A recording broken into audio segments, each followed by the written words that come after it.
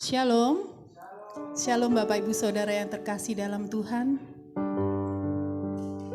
Kita mengucap syukur sampai dengan hari ini kita masih sehat di tengah pandemi yang mulai meningkat. Kita masih bisa beribadah. Itu semua karena anugerah Tuhan. Mari kita siapkan hati kita. Kita mau bersaat teduh. Tanggalkan segala bebanmu. Tanggalkan segala permasalahanmu, tanggalkan segala pergumulanmu. Kita mau datang ke hadirat Tuhan dengan hati yang menyembah.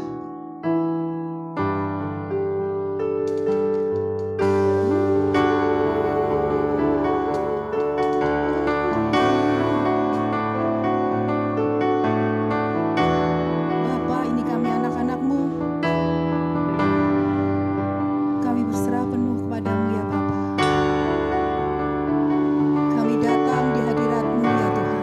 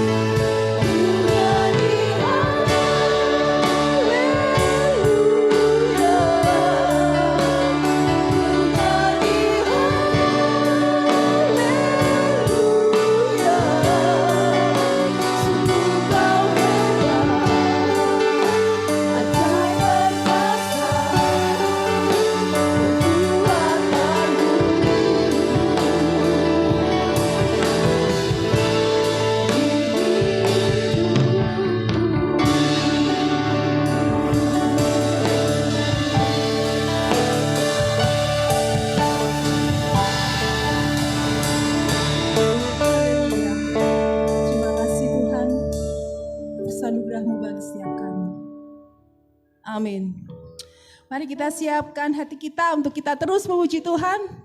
Masih siap untuk memuji dan memuliakan nama Tuhan?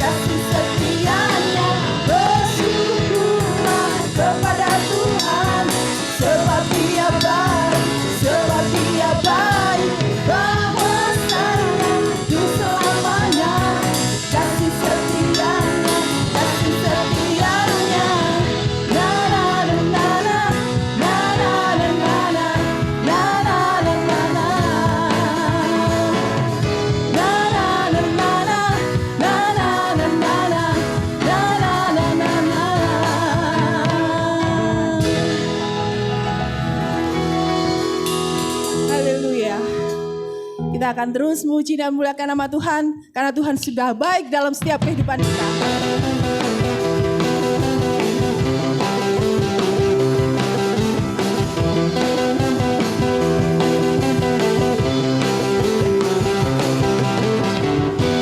Tak cukup dengan kata untuk ceritakan kasih-Mu, tak cukup dengan nada untuk beritakan kuasa.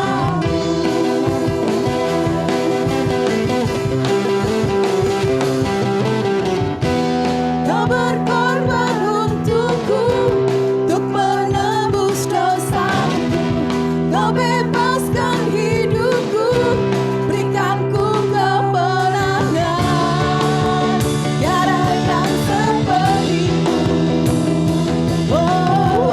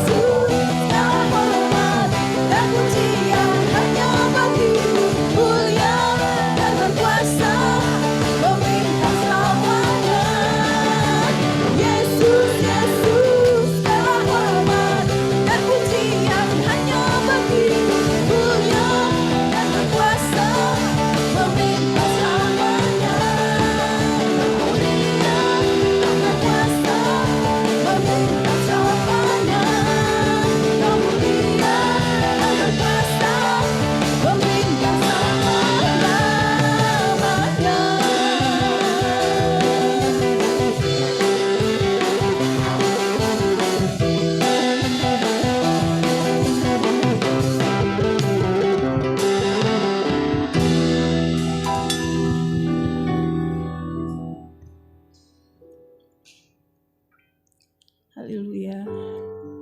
Terima kasih Tuhan.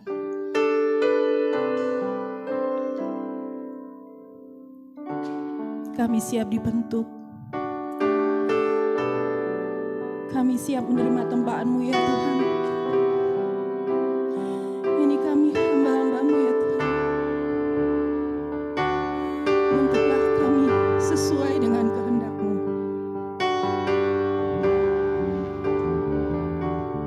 Bagaikan bejana siap dibentuk, demikian hidupku di tangan-Mu.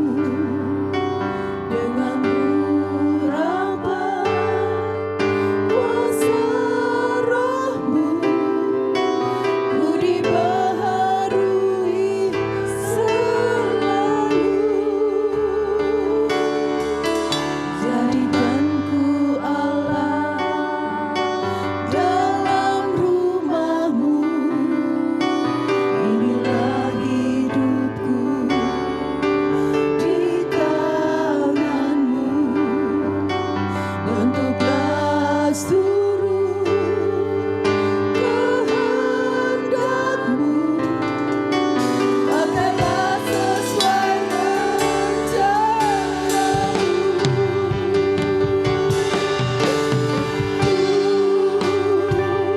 Mau seperti-Mu Yesus, disempurnakan selalu dalam setiap jalanku, memuliakan nama-Mu.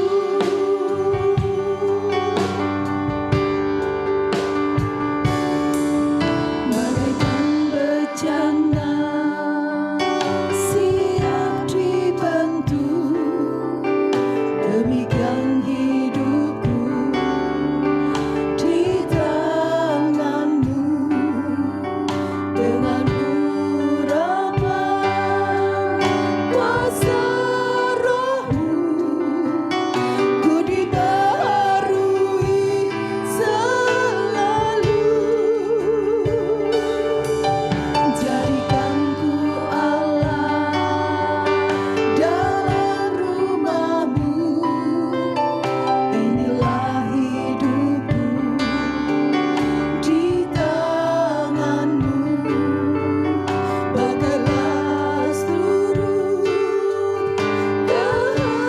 kehendak-Mu.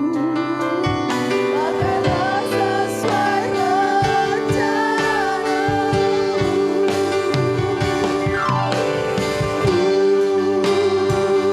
Mau seperti-Mu Yesus,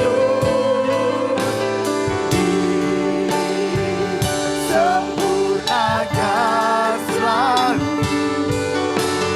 dalam setiap jalanku, memuliakan nama-Mu.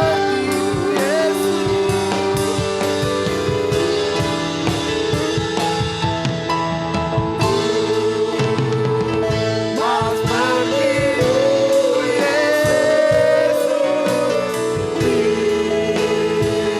disempurnakan selalu dalam setiap jalanku, memuliakan nama-Mu. Seperti-Mu Yesus, mau seperti-Mu Yesus, disempurnakan selalu dalam setiap jalanku, memuliakan. Sekali lagi, sama-sama katakan, mau seperti-Mu. Mau seperti-Mu. Ini kami umat tebusan-Mu Tuhan. Kerinduan kami yang terdalam Kami dibentuk menjadi serupa dengan Kristus. Biar Engkau yang menuntun setiap langkah-langkah kami, bahwa kami mengerti kehendak-Mu. Ku mau seperti-Mu, mau seperti-Mu, Yesus. Sempurnakan selalu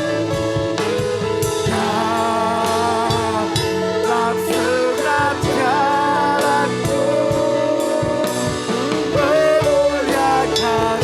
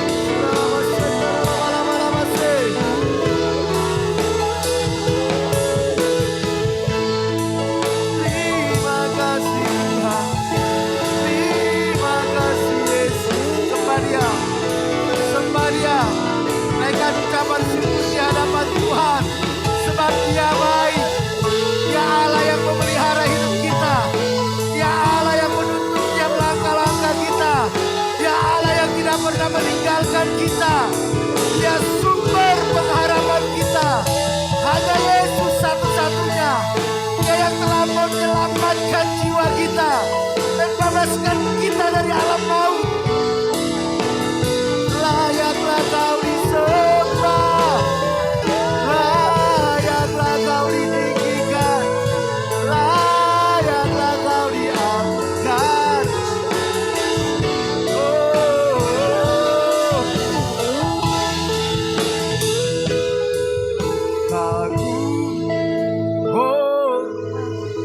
Akan Engkau, ku kagum, hormat akan Engkau. Kau Allah yang layak dipuji, ku kagum akan kemuliaan, ku kagum.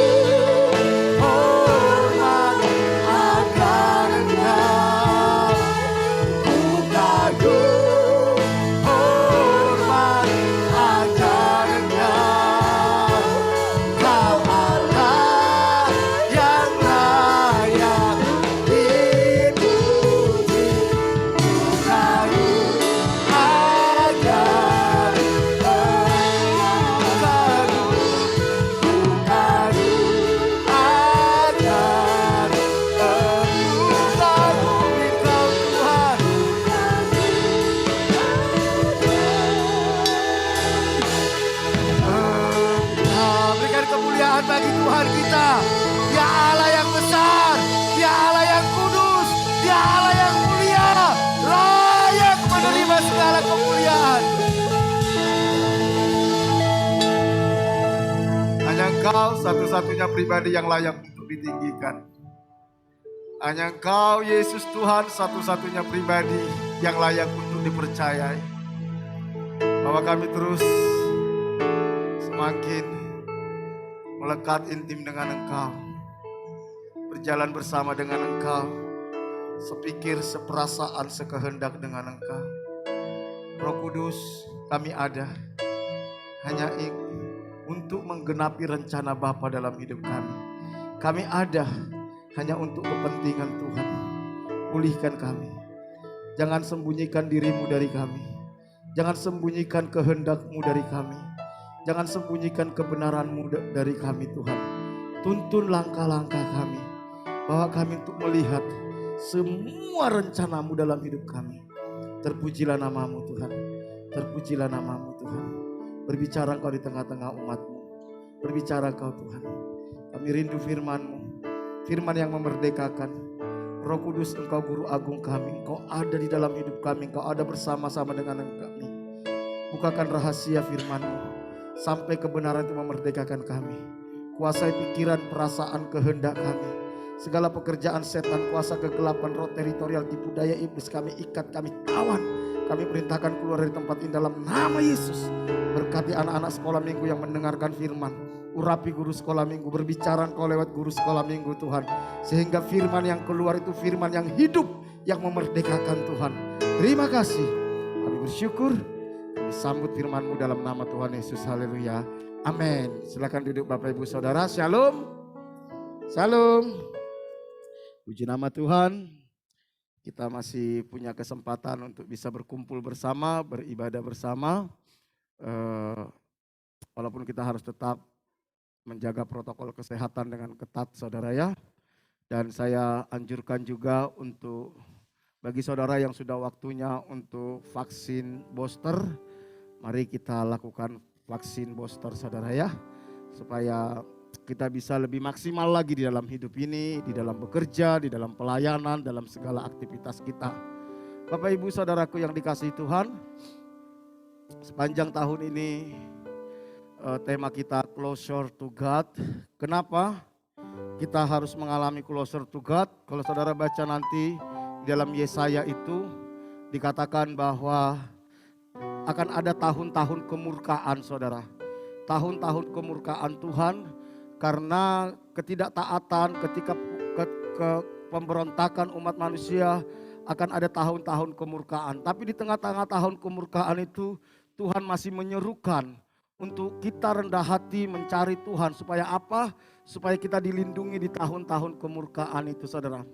Kita sudah pelajari ini selama 5 minggu dan ini minggu ke-6. Di dalam minggu ini tema kita adalah kingdom mentality saudara. Kingdom mentality. Kenapa penting kingdom mentality? Karena memang kita anak-anak kerajaan saudara. Anak-anak kerajaan. Saudara, kita sudah pelajari bagaimana langkah-langkah untuk kita mengalami closer to God. Nanti saudara bisa terus pelajari lagi, lihat lagi di YouTube MDC Tulung Agung saudara.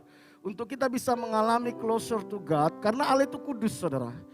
Kudus. Jadi kita kalau tidak kudus gak bisa bertemu dengan Tuhan saudara. Kuduslah kamu sebab aku kudus kata Tuhan. Kita pertama harus mengalami metanoia saudara. Perubahan paradigma yang lama kita harus tinggalkan, gaya hidup yang lama, pola pikir yang lama. Kita harus tinggalkan, kita harus mengalami metanoia, metamorfosis. Seperti perubahan dari telur kepada ulat kepada kepompong kepada kupu-kupu. Itulah yang disebut dengan lahir baru. Karena kalau kita tidak lahir baru, kata Tuhan Yesus kepada Nikodemus, kamu gak bisa melihat kerajaan Allah. Bagaimana mengalami proses lahir baru? Kita harus mengalami perjumpaan dengan Tuhan. Sehingga Tuhan itu melahirkan roh kita saudara. Sehingga kita mengalami metanoia. Setelah kita mengalami metanoia kita harus setia. Kita harus dibentuk oleh Tuhan semakin serupa dan segambar dengan Kristus. Karakter kita, pola pikir kita, cara pandang kita, respon kita terus harus dibentuk saudara. Dibutuhkan kesetiaan. Setia dalam mengikut Tuhan, setia dalam melayani Tuhan, setia dalam merenungkan firman di dalam doa saudara. Taat pada firman, melayani Tuhan. Setelah kita mengalami metanoia dan kita setia, kita harus menjaga hati nurani yang murni. Karena hati nurani itu di mana tempat Tuhan berbicara kepada kita. Hati nurani kita ini kita harus selidiki, motivasi kita dalam melakukan segala sesuatu apa. Satu-satunya motivasi untuk melakukannya adalah karena Tuhan, ketaatan kepada Tuhan. Dari motivasi inilah lahir nanti kerendahan hati. Kerendahan hati itu ketika kita menempatkan Tuhan nomor 1, orang lain nomor 2, dan kita nomor 3. Tuhan di atas segala-galanya, itulah orang yang rendah hati. Rendah hati bukan cuma sekedar gaya bicara, bukan sekedar postur tubuh, tidak. Tapi bagaimana sikap hati kita yang mau berkata iya kepada Tuhan, apapun yang Tuhan perintahkan. Itu kerendahan hati, saudara. Setelah kita mengalami rendah hati, kita harus memiliki hati yang disebut dengan servanthood. Servanthood dan rendah hati ini, saudara, gak jauh beda, saudara. Mengabdi kepada Tuhan. Apapun yang kita lakukan semuanya untuk kepentingan Tuhan. Semuanya untuk kepentingan Tuhan. Pengabdian ini seperti seorang tentara kepada komandannya, seorang prajurit kepada komandannya. Dia siap melakukan apa saja dan dia tidak memusingkan dirinya dengan penghidupan. Karena dia tahu ketika dia mengabdi kepada tuannya, maka sang komandan, tuannya itu akan memelihara hidupnya. Tuannya itu akan menuntun langkah-langkahnya. Tuannya itu yang akan mencukupi segala kebutuhan. Dan semua ini akan membuat kita memiliki mentalitas kerajaan. Kingdom mentality. Ingat, ketika Tuhan memanggil kita, ketika Tuhan datang ke dunia, dia datang membawa sebuah kerajaan, saudara. Kingdom. Kingdom. Apa bedanya kerajaan dengan pemerintahan kita, saudara? Berbicara kerajaan berarti raja berdaulat mutlak, saudara. Keputusan raja itu yang terutama, saudara. Raja itu bebas melakukan apa saja. Ketika kita memanggil dia Tuhan, Kyrios atau Kurios, berarti kita harus menempatkan dia sebagai raja. Ketika kita berhadapan dengan Tuhan, memang dia Bapa kita, saudara. Betul, dia Bapa kita, yang mengasihi kita, yang menerima kita. Tetapi kita harus sadar Bapa kita itu seorang raja. Bapa kita itu bukan seperti Bapa yang di rumah kita. Dia seorang raja. Saudara, kalau lihat bagaimana kerajaan-kerajaan, bagaimana perlakuan keluarga kepada sang raja. Tidak sembarangan, saudara. Raja itu punya otoritas, punya kuasa, dan dia punya wibawa, saudara. Tidak boleh main-main dengan raja. Betul, dia Bapa kita. Dan di hari penghakiman nanti, Tuhan datang kepada kita bukan sebagai Bapa, saudara. Dia datang sebagai raja dan hakim. Karena itu kita harus memperlakukan dia sebagai raja, tidak yang lain. Ketika kita tidak memperlakukan dia sebagai raja, berarti kita menghina dia, tidak menghormati dia. Banyak orang Kristen salah, mereka terjebak menganggap Tuhan itu cuma sekedar Bapa yang mengasihi saya, yang sayang sama saya, yang memperdulikan saya. Betul. Tetapi kita harus ingat Bapa kita itu adalah Raja, pencipta langit dan bumi, pemilik jagat raya ini.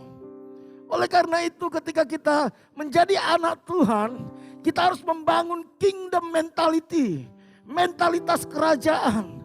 Bagaimana anak-anak kerajaan bersikap, bagaimana anak-anak kerajaan di dalam meresponi, bagaimana anak kerajaan dalam menilai sesuatu, bagaimana anak-anak kerajaan di dalam memutuskan.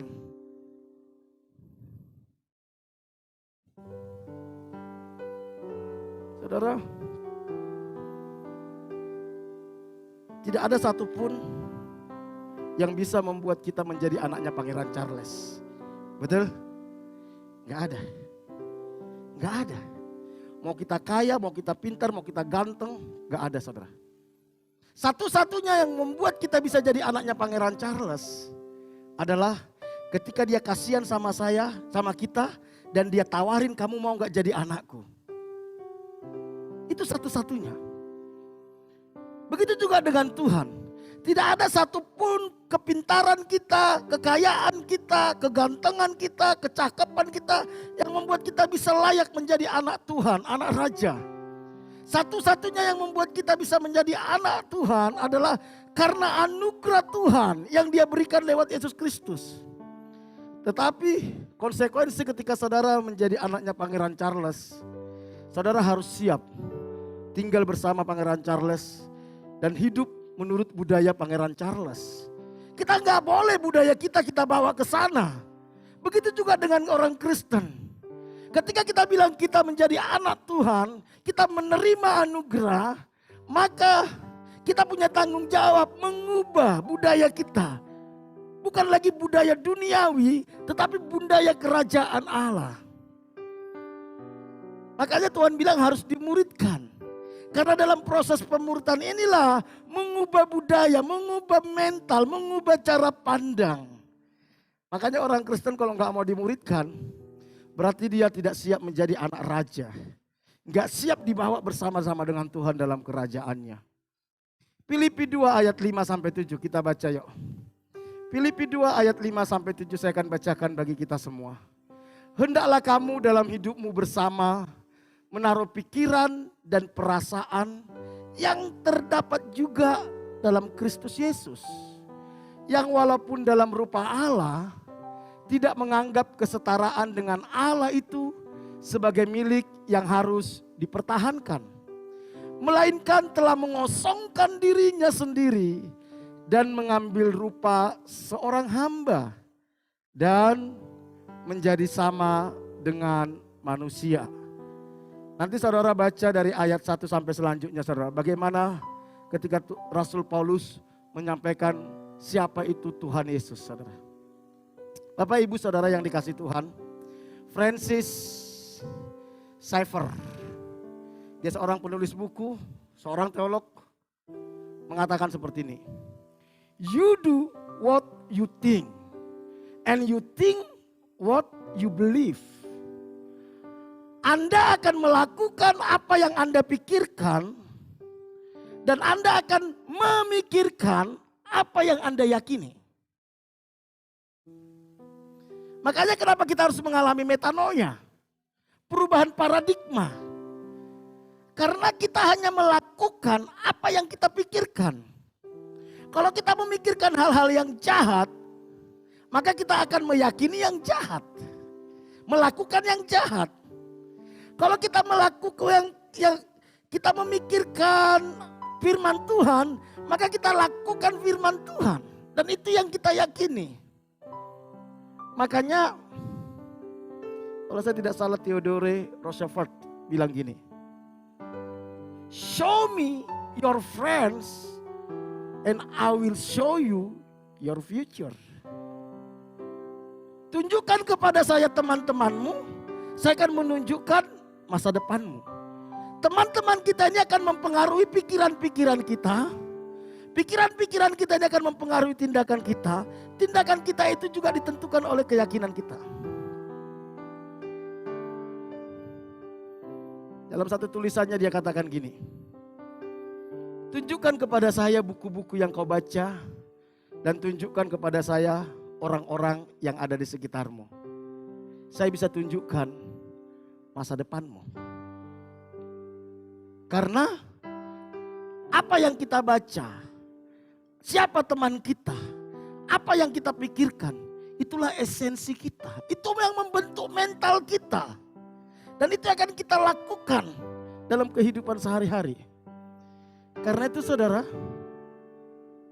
hati-hati dengan pikiran kita. Makanya langkah pertama setelah bertobat itu kita harus metanoia, perubahan paradigma. Bagaimana cara mengubah paradigma? Merenungkan firman, taat sama firman, mempraktekkan firman. Mustahil orang bisa berkenan kepada Tuhan kalau dia nggak suka baca Alkitab. Mustahil.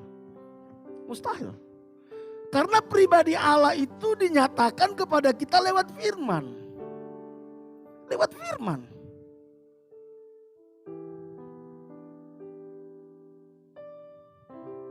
Saudara pernah dengar kisah tentang Raja Wali dan anak ayam? Bagaimana pentingnya keyakinan itu saudara. Francis tadi mengatakan Anda melakukan apa yang Anda pikirkan. Dan Anda memikirkan apa yang Anda yakini. Jadi dimulai dari mana saudara? Keyakinan, pikiran, tindakan. Keyakinan, pikiran, tindakan.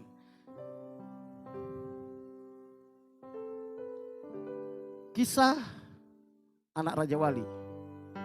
Saya akan coba ceritakan kembali. Satu saat ada seorang bapak tua yang tinggal di sebuah pegunungan. Dia seorang petani, saudara. Satu saat ketika dia pulang dari ladang, dia lihat sebutir telur. Sebutir telur ini agak besar dan dia penasaran ini telur apa. Dia bawa ke rumah dan kebetulan di rumahnya itu ada ayam yang sedang mengeram. Mengeram beberapa telur yang belum menetas. Dia gabungkanlah telur ini kepada telur ayam itu. Ditunggu beberapa lama ayam ini mulai menetas satu-satu, mulai menetas satu-satu, menetas satu-satu. Ternyata telur yang ditemukan oleh bapak ini adalah telur seekor Raja Wali. Bertumbuhlah seekor Raja Wali dengan beberapa anak ayam beserta induk ayam. Mereka menjadi sebuah keluarga. Satu saat sang anak Raja Wali ini agak penasaran dengan hidupnya. Dia lihat, kok kakak-kakakku yang duluan lahir, kok mereka lebih kecil dari saya. Karena Raja Wali ini cepat pertumbuhannya, saudara. Dia mulai tanya kepada mamanya yang merupakan ayam itu, saudara. Mami, kok saya lebih besar ya dari kakak-kakak saya? Induk ayam bilang, kamu terlalu rakus sih. Makanmu terlalu banyak, makanya kamu lebih besar. Tapi kok bentuk saya kok berbeda dengan kakak-kakak saya? Ya itu kebetulan saja. Saya ini apa sih? Apakah ayam? Dia bilang, ya kamu ayam. Kamu ayam. Gak lama kemudian badannya semakin besar, semakin sama dengan induknya. Dia bertanya lagi, Mami, benarkah saya ini ayam? Kok saya tidak seperti ayam? Dia bilang, udah kamu jangan pikir macam-macam.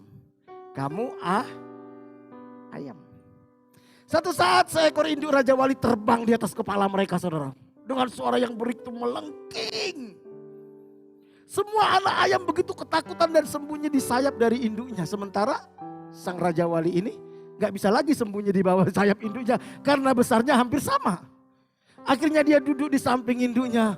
Dia lihat, wow keren dia bilang. Sementara anak-anak ayam ketakutan, dia kagum melihat induk Raja Wali. Keren. Dia tanya maminya, Mi, itu apa? Kok keren banget? Badannya besar, bisa terbang dan suaranya begitu keren, melengking. Dia bilang, Nak, itu Raja Wali. Loh, kenapa kita gak bisa terbang kayak dia? Kamu jangan pikir macam-macam. Kita apa? Ayam. Dia Raja Wali bisa terbang, kita ayam gak mungkin bisa terbang, dia bilang. Oh begitu ya Mi. Terus dia tanya lagi, loh Mi, kok dia mirip sama saya? Harusnya saya bisa terbang dong. Kamu jangan aneh-aneh, dia bilang. Dia Raja Wali, kita ayam, gak mungkin kamu bisa terbang. Mereka mulai makan makanan, sisa-sisa makanan. Suatu saat Raja Wali itu terbang lagi di atas kepala mereka dan membawa ikan segar dari laut yang besar, saudara. Ketika teman anak kakak-kakaknya sembunyi di dalam kepak sayap induknya, sang anak Raja Wali lihat, Mi, Raja Wali kok enak bisa makan ikan segar. Kita kok makan yang kotor-kotor gini. Dia bilang, Nak, cok kakian pola. Cok kakian cekar. Dia Raja Wali memang makanannya ikan segar. Dia bisa terbang menangkap ikan di laut. Dia bisa terbang kemana saja. Kita ayam.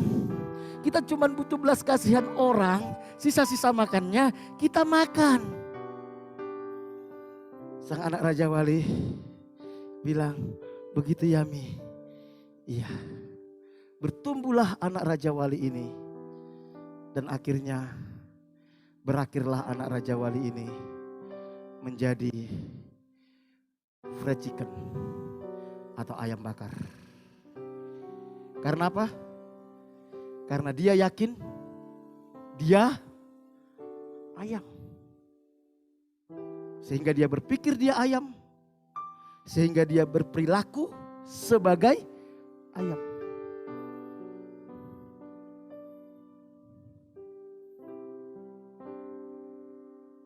You do what you think and you think what you believe.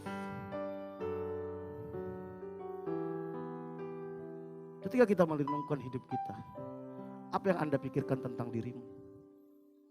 Sama aja, ya memang kita sama dengan orang dunia. Sehingga perilaku kita sama dengan orang dunia.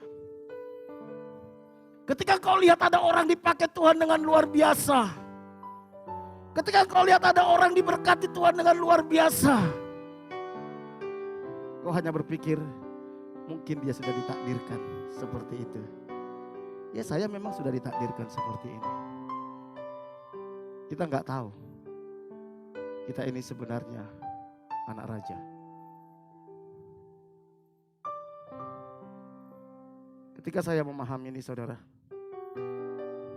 Saya punya keyakinan gini, Tuhan. Sekalipun saya anak desa. Kalau orang lain bisa dipakai Tuhan, saya bisa dipakai Tuhan. Kalau orang lain bisa diberkati Tuhan, saya bisa diberkati Tuhan. Kami sama-sama anak Tuhan. Bangun apa yang kau yakini. Inilah mental itu saudara. Makanya anak kita jangan kita ajari punya mental pecundang. Ajari mereka punya mental anak raja. Nanti kita lihat. Saudaraku, tindakan kita merupakan kelanjutan mentalitas kita. Jika seorang melihat dirinya sebagai sampah atau tidak berguna, maka sampah juga tujuan dan tindakan hidupnya. Sebaliknya, jika seorang melihat hidupnya berharga, dirinya sebagai ciptaan yang mulia, maka mulia juga sikap dan tindakannya. Apa yang saudara lihat tentang diri saudara? Apakah kita bisa melihat bahwa kita ini anak raja, pencipta langit dan bumi dan segala isinya yang berdaulat atas alam semesta? Atau kita hanya melihat diri kita ini orang yang berdosa, yang tidak berguna, yang hanya menjadi korban? Mentalitas kita harus bangun. Bukan Tuhan tidak sediakan yang terbaik bagi kita, bukan. Tapi karena kita tidak membangun mental kita, sehingga cara berpikir kita pun bukan cara berpikir anak kerajaan. Sehingga tindakan-tindakan kita, keputusan-keputusan kita, respon-respon kita bukanlah respon anak kerajaan. Saudara lihat anak-anak kerajaan. Mereka tidak akan terpengaruh dengan hal-hal yang remeh-temeh. Mereka tidak terpengaruh dengan gosip-gosip. Mereka tidak akan terpengaruh dengan hal-hal yang gak penting. Mereka fokus kepada apa yang menjadi kehendak sang raja. Mereka tidak mau bergaul dengan sembarang orang. Karena mereka tahu saya anak raja. Mentalnya dia bangun. Gaya hidupnya dia bangun. Apa yang kita bangun dalam hidup kita, saudara? Kita harus sadar ini, saudara. Bahwa manusia itu sebagai citra Allah. Gambaran Allah. Kejadian 1 ayat 27 dikatakan, maka Allah menciptakan manusia itu menurut gambarnya. Menurut gambar Allah diciptakan dia, laki-laki dan perempuan diciptakannya mereka. Ketika Tuhan menciptakan kita, saudara, Tuhan menciptakan kita menurut gambar. Kalau saudara baca di ayat sebelumnya, di dalam rancangan Allah kita dirancang itu segambar dan serupa. Nanti saya akan jelaskan apa segambar dan serupa. Manusia itu diciptakan segambar dan serupa, dirancang. Ketika Tuhan merancang ingin menciptakan manusia, manusia itu dirancang segambar dan serupa. Namun dalam proses penciptaan, manusia itu hanya diciptakan segambar, tetapi rupanya belum. Dalam bahasa Ibraninya selem dan demut, gambar dan rupa. Apa itu gambar Allah? Gambar Allah adalah kualitas yang dalam diri Allah itu ada dalam diri kita. Pikirannya, perasaan Allah itu ada dalam diri kita. Pikiran dan perasaan itu menghasilkan kehendak. Kehendak itu menghasilkan tindakan. Jadi ketika Tuhan ciptakan kita, Tuhan sudah ciptakan ada gambar Allah, ada pikiran Allah dalam pikiran kita, ada perasaan Allah dalam perasaan kita, dan itulah yang akan membentuk kehendak kita, dan kehendak itulah yang menghasilkan tindakan-tindakan kita. Tetapi rupanya di mana? Rupa itu berbicara kualitas, itu tanggung jawab kita. Misalnya target Tuhan dalam hidup kita itu 10. Mungkin saat itu rupanya pikiran, perasaan, kehendak itu diciptakan dengan kualitas 6 atau 7. Inilah yang dirusak oleh iblis, saudara. Inilah yang dirusak oleh iblis supaya kita tidak serupa dengan Bapa. Tidak serupa dengan Allah. Dan sampai saat ini yang iblis lakukan. Makanya ketika dia menggoda Hawa, yang digoda apa, saudara? Pikirannya sama perasaannya.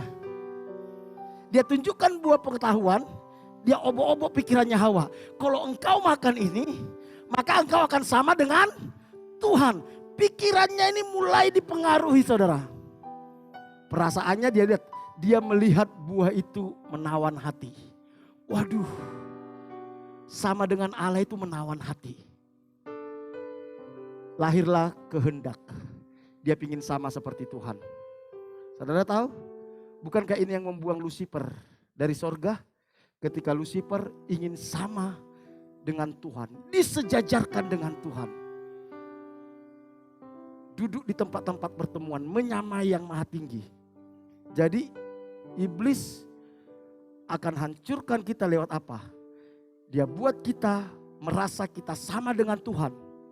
Kita berhak atas hidup kita berhak mengatur hidup kita berhak untuk apa yang kita inginkan. Sehingga Tuhan tidak boleh memiliki kita.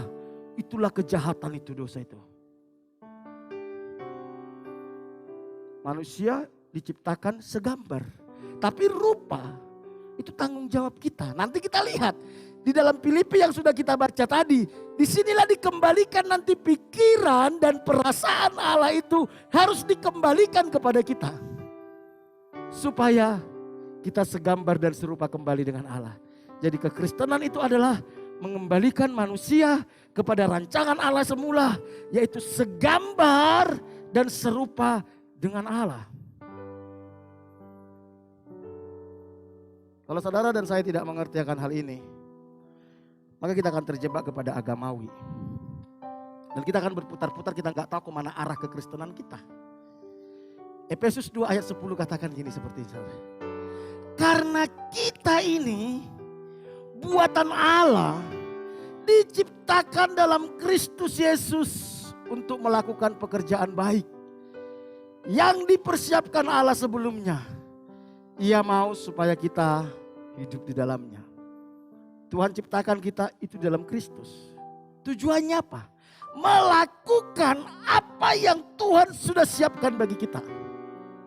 Jadi keberhasilan kita itu bukan bagaimana kita punya uang yang banyak, bagaimana kita punya follower yang banyak, kita punya subscriber yang banyak. Bukan di situ keberhasilan kita. Tetapi kita bisa ketika kita bisa menemukan apa yang Tuhan kehendaki dalam hidup kita dan kita hidup di dalamnya. Jadi Tuhan rancang hidup kita seperti ini, saudara. Kenapa saya harus bagikan ini, saudara? Waktu-waktu ke depan bukan waktu-waktu yang mudah. Waktu-waktu yang sulit, saya harus ingatkan terus ini. Kenapa? Alkitab mengatakan itu. Akhir zaman itu semakin lama semakin sulit, saudara. Semakin berat, khususnya bagi anak-anak Tuhan. Kalau saudara tujuannya kepada Tuhan supaya saudara diberkati, supaya saudara sembuh, supaya saudara hidup nyaman, enak. Percayalah, cepat atau lambat, saudara pasti memberontak kepada Tuhan. Tetapi kalau tujuan kita mengikuti Yesus supaya kita dikembalikan kepada rancangan Allah yang semula, yaitu segambar dan serupa dengan Allah, maka kita akan melihat setiap pergumulan, setiap kesulitan adalah alatnya Tuhan untuk membentuk kita semakin segambar dan serupa dengan Tuhan. Dan kita akan bersuka cita atas semuanya itu. Dan kita tidak memberontak kepada Tuhan. Mari saudaraku yang dikasihi Tuhan. Mari kita bangun pondasi iman kita dengan benar. Jadi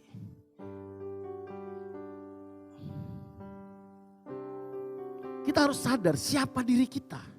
Sehingga kita bisa membangun mentalitas yang benar, saudara. Kita mengerti kemana Tuhan mau bawa kita. Dosa merusak citra Allah dalam diri manusia. Saya sudah bagikan tadi bagaimana Hawa jatuh. Ketika dia izinkan pikiran iblis masuk ke dalam pikirannya, perasaan iblis masuk ke dalam perasaannya, sehingga menghasilkan kehendak iblis dan menghasilkan tindakan-tindakan yang dikehendaki oleh iblis. Itulah membuat dia memberontak. Karena itu hati-hati dengan pikiran kita, saudara ya. Hati-hati dengan perasaan kita. Kalau perasaanmu itu sudah tidak mendatangkan lagi damai sejahtera, saudara, percayalah itu dari iblis, saudara. Kalau engkau terus-teruskan, engkau ikutin, engkau jatuh. Pasti jatuh. Dan ujungnya apa, saudara? Penyesalan. Penyesalan. Hati-hati dengan keinginan-keinginan kita, saudara. Apalagi berhubungan dengan keinginan daging, keinginan mata, keangkuhan hidup. Kalau engkau ikut-ikutkan terus itu, saudara, itu akan menjerumuskan hidup kita semakin terpuruk. Dan hari-hari ini, saudara, khususnya dalam keuangan, saudara, waduh lagi banyak tawaran-tawaran bisnis yang dengan tidur-tidur dapat duit. Betul ya, saudara ya? Tidur-tidur dapat duit. Dan ujung-ujungnya apa? Mereka menyesal. Menyesal. Bukannya untung, malah buntung, amsyong, saudara. Itu strateginya iblis. Sehingga fokus kita tidak lagi mencari kehendak Tuhan, tetapi fokus kita adalah menjadi hamba uang, saudara. Jadi dosa telah merusak citra Allah dalam diri kita. Tetapi perhatikan, pengorbanan Tuhan Yesus, Kristus di atas kayu salib, mengembalikan citra Allah yang rusak, yaitu segambar dan serupa dengan Allah. Yesus mati di atas kayu salib supaya kita punya kesempatan untuk dikembalikan kepada rancangan Allah yang semula, yaitu segambar dan serupa dengan Allah, yaitu memiliki pikiran dan perasaan Tuhan, sehingga tindakan-tindakan kita, kehendak-kehendak kita seselaras dengan kehendak Tuhan dan hidup kita memuliakan Tuhan. Inilah sebenarnya target utama kekristenan itu. Mungkin ada beberapa orang di antara saudara sudah mulai bosan dengar ini, saudara. Tapi saya mau kasih tahu, kalau engkau tidak capek ini, kekristenanmu yang puluhan tahun itu nggak ada gunanya. Pelayananmu yang puluhan tahun itu nggak ada gunanya. Pengorbananmu itu nggak ada gunanya. Karena kita tetap hamartia, meleset dari sasaran. Dosa itu apa sih? Hamartia, meleset. Maka saya tidak bosan menyampaikan ini, saudara. Apa artinya kau habiskan waktumu, kau habiskan uangmu, habiskan tenagamu. Tapi akhirnya Tuhan katakan gini, aku tidak kenal kamu. Apa artinya? Saya berdosa kalau saya tidak sampaikan ini. Karena satu-satu akan tanya, kamu bawa kemana umatku? Kau ajarin apa umatku? Kenapa umatku jadi kacau gini? Kok kehendaknya kehendak iblis semua? Keinginan daging, keinginan mata, keangkuhan hidup.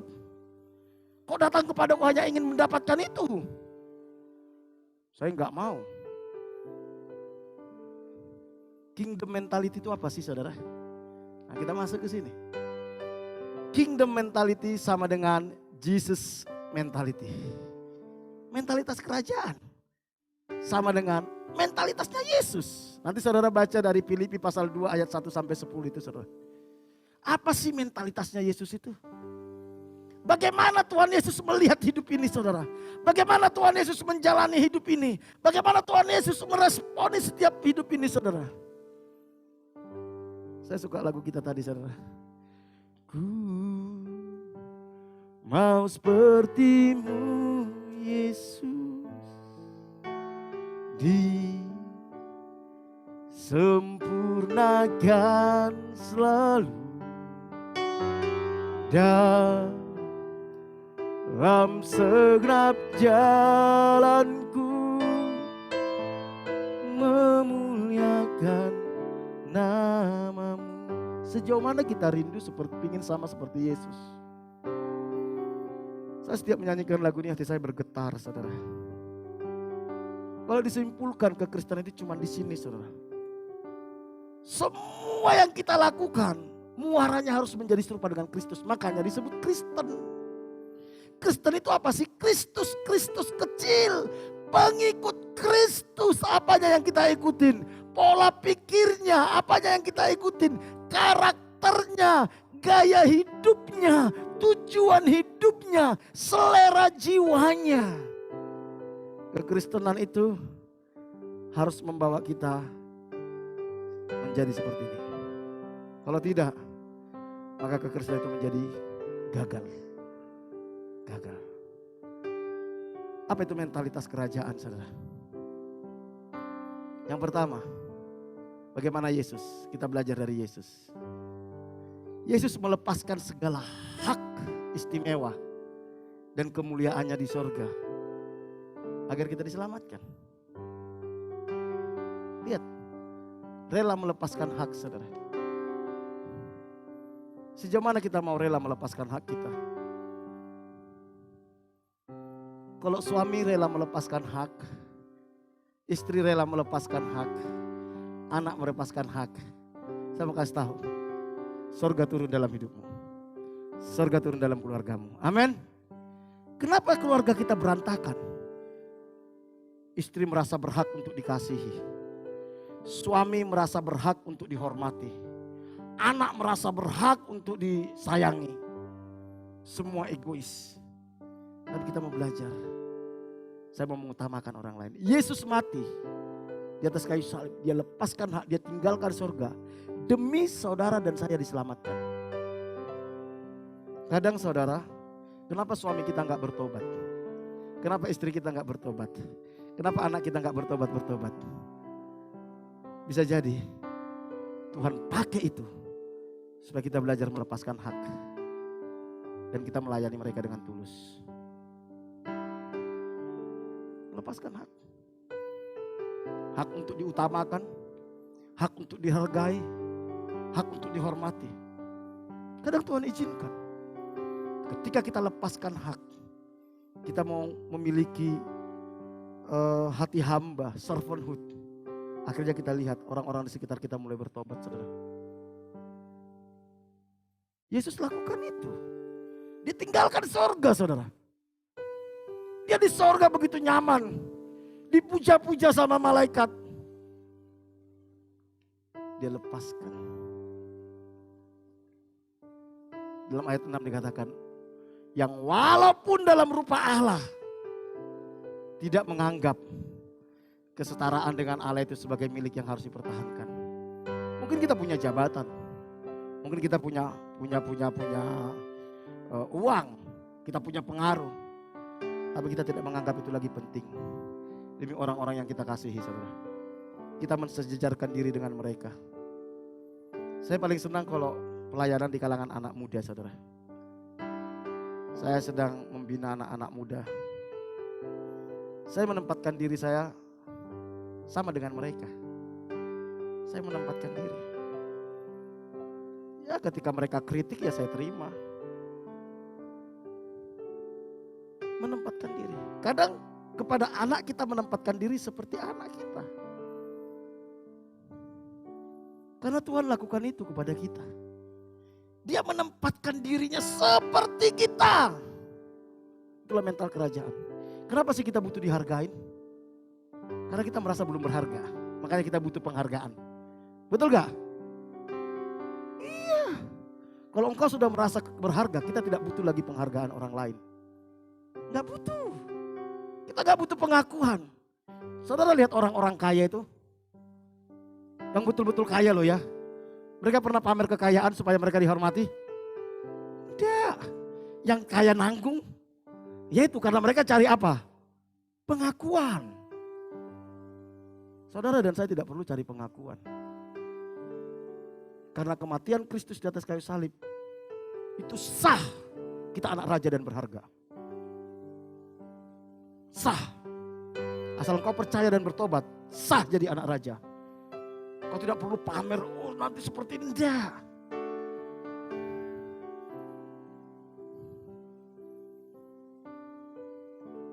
Ada banyak orang tidak setuju saya kalau khotbah pakaian seperti ini, saudara. Karena kebanyakan orang kalau khotbah, kalau minimal pakai batik, pakai jas. Betul ya? Saya bukan tanpa tujuan. Bukan saya tanpa tujuan. Saya ingin menempatkan gini. Kita di gereja, di luar gereja kita sama. Sama. Kalau engkau kelihatan terhormat di depan gereja, di dalam gereja, tapi di luar gereja enggak terhormat, itu sandiwara, saudara. Sandiwara palsu. Tuhan mau kita sama, karena kita anak kerajaan. Coba saudara lihat, orang-orang yang betul-betul terhormat itu. Di rumah sama di luar sama, saudara. Dia tidak perlu menunjukkan bahwa dia terhormat. Bahkan bila perlu dia lebih merendahkan dirinya supaya dia bisa bergabung dengan orang lain. Saya kadang kalau lihat ada orang-orang yang betul-betul kaya, saudara, kalau mereka ngajak saya makan gitu ya. Kadang kalau kita lihat ya handphonenya mereka, kita lihat kadang sepatu kita lebih keren dari sepatunya mereka loh, saudara. Serius. Handphone kita lebih keren dari handphone mereka. Kenapa kita butuh handphone yang keren-keren padahal kita cuma butuhnya Facebook sama Instagram sama TikTok? Supaya orang bilang apa, saudara? Wow. Sehingga kita merasa apa? Terhormat. Terhormat. Yesus gak perlu menjaga itu. Kalau saudara lihat nanti di ayat ini, waduh, dia dihina. Dan itu tidak mempengaruhi bahwa dia raja atau tidak. Dia dihina, saudara. Tapi mentalnya tetap mental kerajaan. Hatinya hati hamba, saudara. Mari kita bangun ini. Kita adalah melepaskan hak kita demi orang lain. Demi kebahagiaan orang lain. Demi keselamatan orang lain.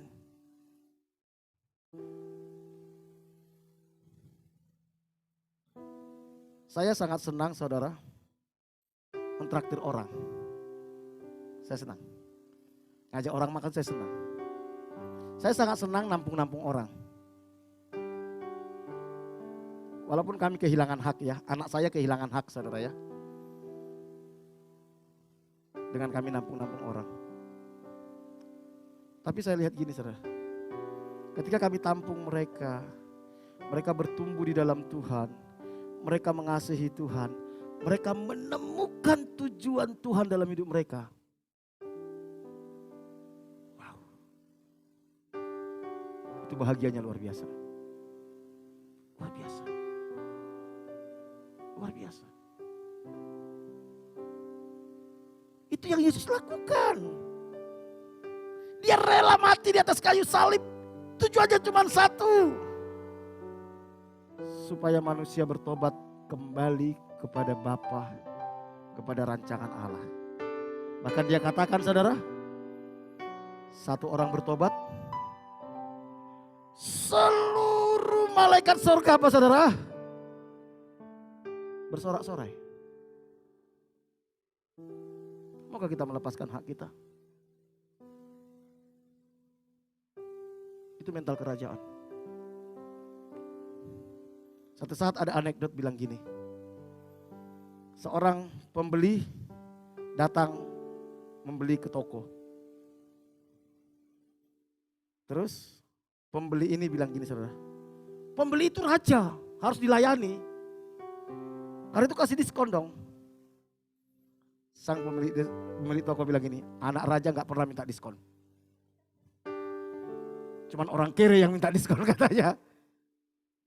Kalau saudara anak raja, saudara, bersikaplah sebagai anak raja. Amin. Jangan yang murahan. Kualitas karakter kita harus terlihat. Yang kedua, mentalitas kerajaan itu apa? Kerelaan merendahkan diri dan taat kepada Bapa. Waduh.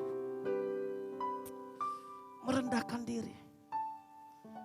Di dalam keadaan sebagai manusia, ia telah merendahkan dirinya. dan sampai mati, bahkan sampai mati di kayu salib. Saudara tahu, bagi orang Yahudi, kematian di atas kayu salib itu kematian terkutuk, penjahat kelas kakap.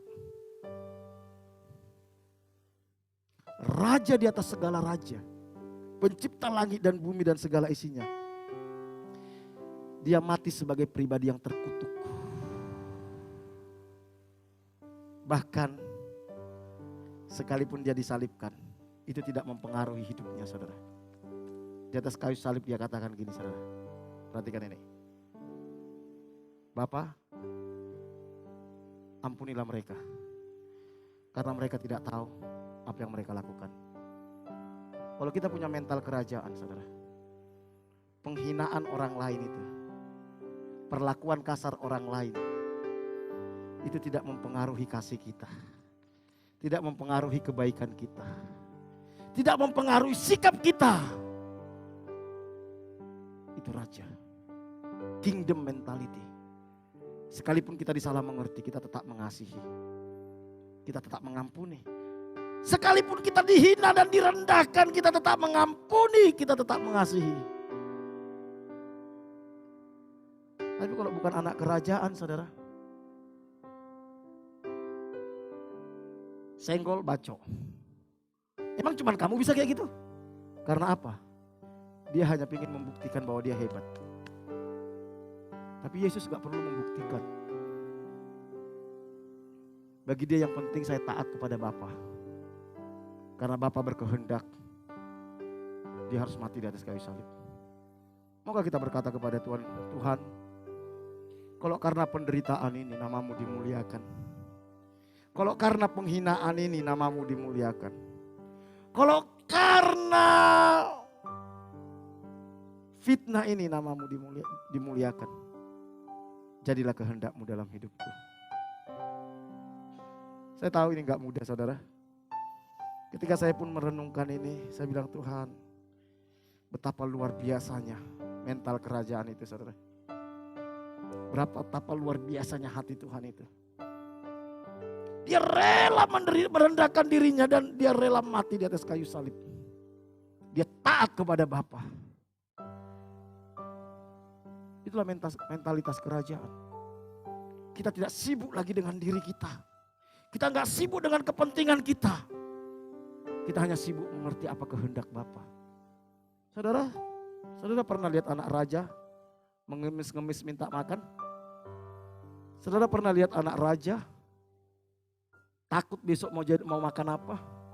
Tidak.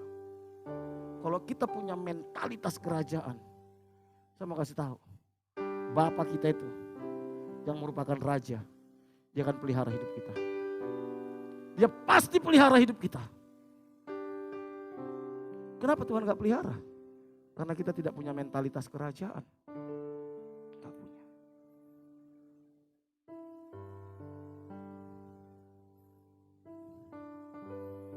Yang terakhir, saudara,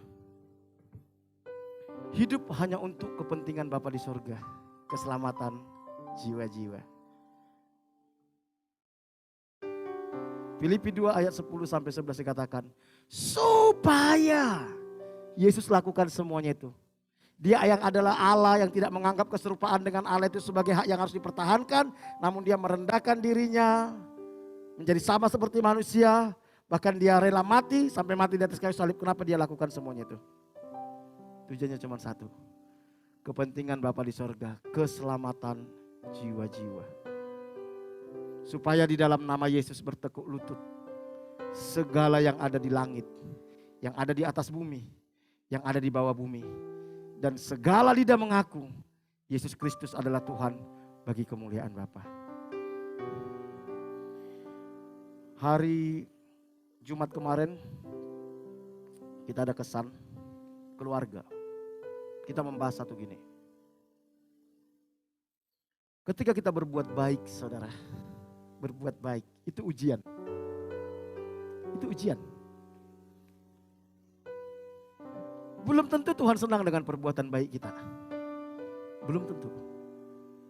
Contoh, kalau saudara membantu orang, kalau motivasi kita salah, maka mereka tidak memuliakan Tuhan. Mereka memuliakan kita. Mereka memuliakan kita dan itu berbahaya bagi kita. Tuhan mau apapun yang kita lakukan, semuanya itu supaya orang mengenal kasih Tuhan, mengalami kasih Tuhan, dan mereka percaya kepada Yesus dan mereka diselamatkan. Dan ini tidak mudah. Tidak mudah. Mari kita belajar. Apapun yang kita lakukan hanya untuk kepentingan Tuhan. Saudara bekerja. Bekerjalah sebagai anak raja. Disiplin, bertanggung jawab, jujur. Sehingga rekan-rekan kerja kita bisa melihat ini anak Tuhan. Dan mereka memuliakan Bapa kita di surga. Kalau engkau pengusaha, jadilah pengusaha yang punya mental kerajaan. Yang tidak pelit, memikirkan orang lain, berjuang bersama-sama dengan mereka. Mereka bisa merasakan kasih kita dan mereka tahu kita anak Tuhan. Sehingga mereka memuliakan Bapa kita yang di surga. Kalau engkau pelajar, pelajarlah yang anak punya mental kerajaan. Belajar sungguh-sungguh, jadi yang terbaik, jujur, pergaulanmu benar, gaya hidup benar, sehingga orang memuliakan Bapa kita yang di surga. Dan saya percaya, kalau kita bangun mentalitas kerajaan ini, maka Bapa di surga itu akan bersuka. Dan dia akan mengangkat hidup kita dan memberkati hidup kita. Raja Wali, dia bisa terbang kemana saja saudara. Salah satu yang paling diharapkan Raja Wali adalah badai. Badai. Karena kalau ada badai, dia akan terbang di atas badai itu, dia tidak perlu mengepakkan sayapnya, dia bisa terbang kemana saja. Seorang anak raja, dia tidak takut dengan masalah. Karena dia tahu masalah itu merupakan kesempatan bagi dia untuk dia bisa melihat perkara-perkara besar daripada Tuhan. Mari kita bangkit berdiri. Saya minta pemain musik sama song leader singer maju.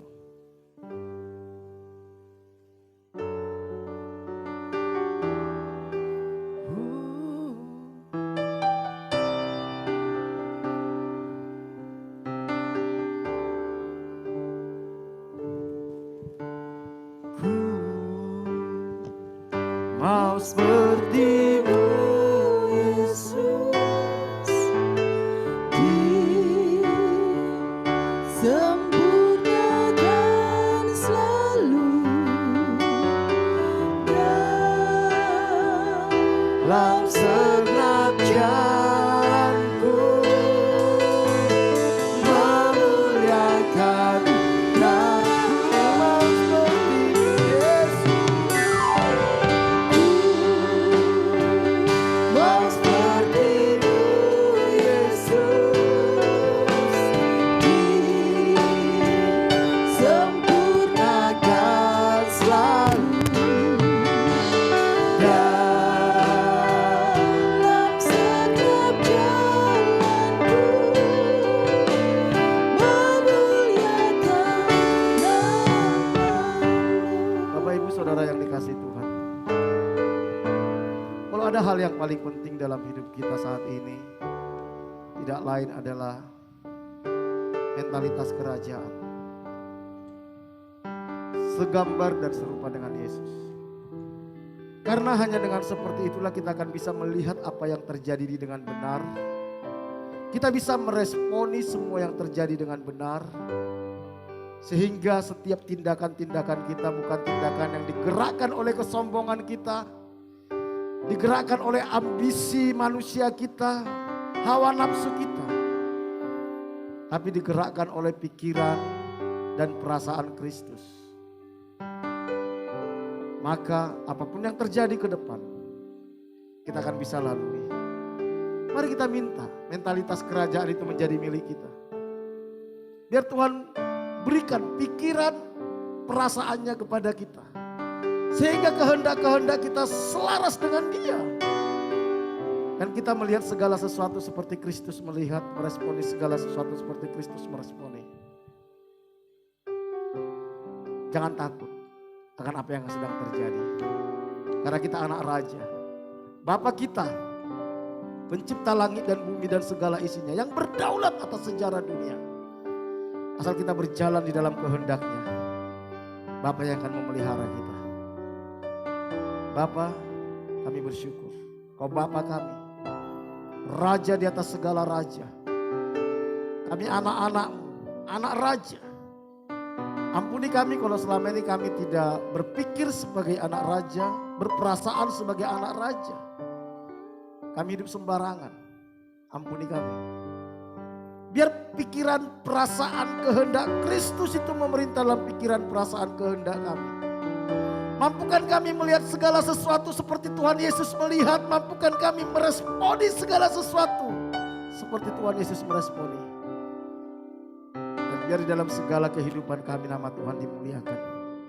Orang bisa melihat kemuliaan-Mu lewat hidup kami dan mereka memuliakan Engkau. Pulihkan umat-Mu Tuhan. Berkati umat-Mu. Kami percaya apapun yang terjadi, apapun pergumulan, apapun kesulitan, apapun sakit penyakit, Engkau berdaulat di atas semuanya itu. Mampukan kami meresponi semuanya itu dengan benar. Pulihkan, berkati umat-Mu. Kami bersyukur buat kebenaran firman-Mu pada hari ini Tuhan. Materaikan itu. Roh Kudus, berbicara Engkau terus kepada kami.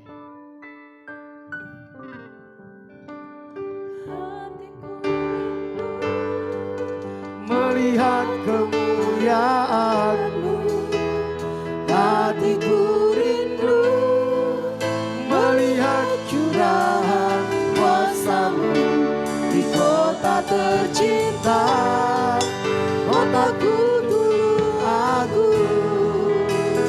Ku berdoa tulung agung, penuh kemuliaan-Mu, tulung agung.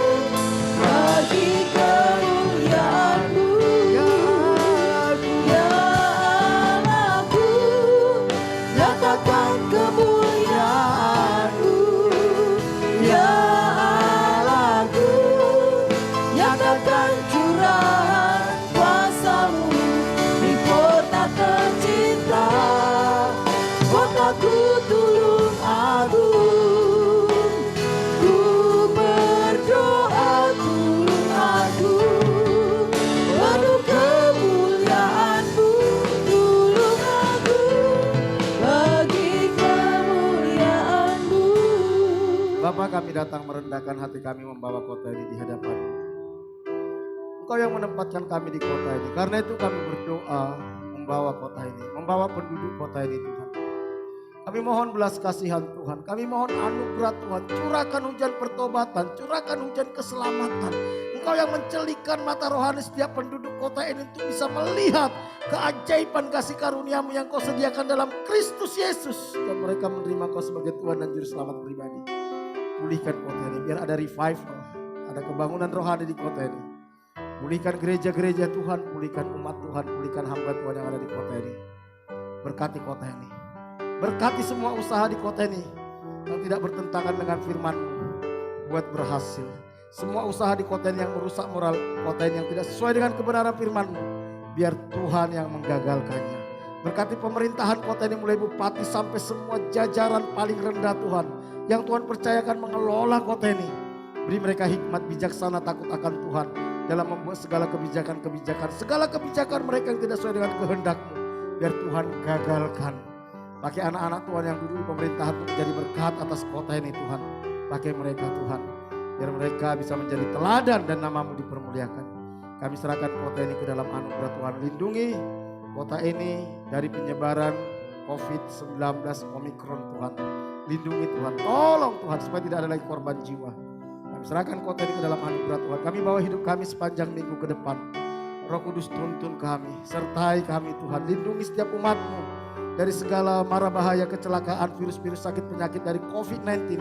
Berkati setiap rumah tangga, hubungan suami istri, orang tua dengan anak, sesama saudara. Kasih dan kebenaran-Mu yang memerintah dalam setiap rumah tangga. Pulihkan kesehatan umat-Mu, jemaat yang sakit hari ini Tuhan sembuhkan dalam nama Yesus. Berkati usaha pekerjaan umat-Mu, apapun yang mereka kerjakan sepanjang minggu ke depan, Tuhan buat berhasil, Tuhan buat terobosan, Tuhan buat mujizat, Tuhan buka jalan atas masalahnya. Cukupi segala kebutuhan umat-Mu, berikan hikmat bijaksana, ide, kreativitas kepada setiap umat-Mu dalam bekerja. Pakai setiap umat-Mu untuk menjadi berkat bagi orang-orang yang ada di sekitarnya. Kami serahkan anak-anak kami juga yang sekolah, lindungi mereka dari pengaruh dunia yang jahat, dari pergaulan yang salah, dari nilai-nilai dunia yang tidak sesuai dengan kebenaran firman-Mu. Berkati mereka semua dengan hikmat, bijaksana, kecerdasan yang berasal daripada Tuhan. Pakai mereka membawa generasi mereka untuk datang berbalik kepada Tuhan. Kami serahkan hidup kami sepanjang minggu ke depan. Pak Bambang, Bu Bambang, pemilik tempat ini beserta semua keluarga besarnya kami bawa. Kami mohon anugerah, perlindungan, penyertaan Tuhan dalam hidup mereka. Lindungi mereka dari segala mara bahaya, kecelakaan, virus-virus sakit penyakit dari COVID-19. Jauhkan mereka dari segala keinginan-keinginan yang jahat yang mendukakan hatimu yang tidak berkenan kepada Tuhan. Roh Kudus menuntun mereka hidup dalam kebenaran demi kebenaran-Mu. Berkati rumah tangga mereka, hubungan suami istri, hubungan mereka dengan anak cucu menantu. Kasih dan kebenaran-Mu memerintah dalam setiap rumah tangga. Pulihkan kesehatan mereka Tuhan. Berkati anak cucu menantu, semua keluarga besarnya Bapak mengasihi Tuhan, menghormati Tuhan, takut dan gentar akan Tuhan, hidup benar di hadapan Tuhan.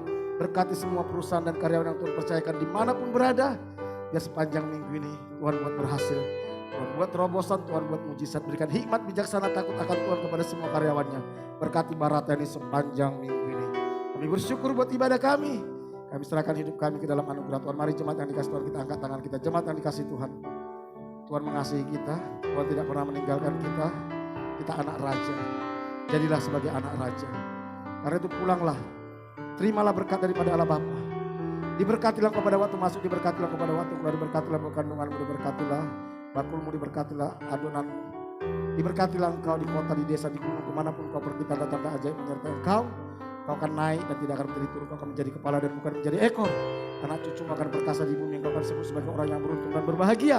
Dan lewat hidup akan banyak orang menerima berkat yang berasal daripada Tuhan. Jika kau hari ini sungguh-sungguh mendengarkan suara Tuhan alam yang kusampaikan kepadamu dan kau setia melakukannya, berkat-berkat ini akan menjadi milikmu. Karena itu pulanglah, terimalah berkat daripada Allah Bapa, kasih karunia dari Tuhan kita Yesus Kristus, penghiburan dan kekuatan dari Roh Kudus. Mulai hari ini sampai Tuhan Yesus datang kedua kali. Dalam nama Tuhan Yesus dan kita yang diberkati sama-sama katakan, amin. Berikan tepuk tangan, Tuhan Yesus memberkati kita semua.